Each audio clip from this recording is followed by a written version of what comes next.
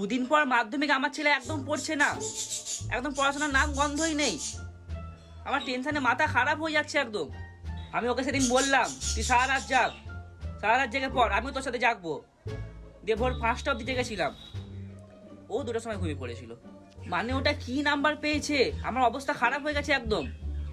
Mathematics আর science মিলে পেয়েছে 120, ওর থেকে আমি বেশি নাম্বার পেয়েছিলাম 180। না, আমি সুগারে 180 পেয়েছিলাম।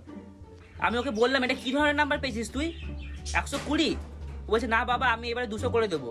আমি বললাম যা, ছেলে চেষ্টা করছে। বলছে না বাবা আমি তোমার সুগার 200 করে দেবো। এটা কি ধরনের অসভ্যতামি, স্কুলের লোকও কোঅপারেট করছে না। আমি গিয়ে বললাম আমার ওর জন্য টেনশন হচ্ছে, আমি কি ওর বদলে পরীক্ষা দিতে পারি? আমাকে একদম ঘাট ধাক্কা দিয়ে বার করে দিল। ঘরে আসতে ওর মাও আমাকে বকছে।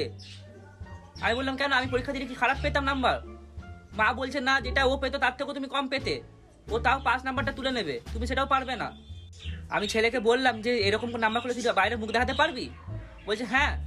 বলছে কি করে মুখ দেখাবি? বলছে মুখ না অন্য কিছু দেখিয়ে দেবো। এটা কি ধরনের অসভ্যতামি?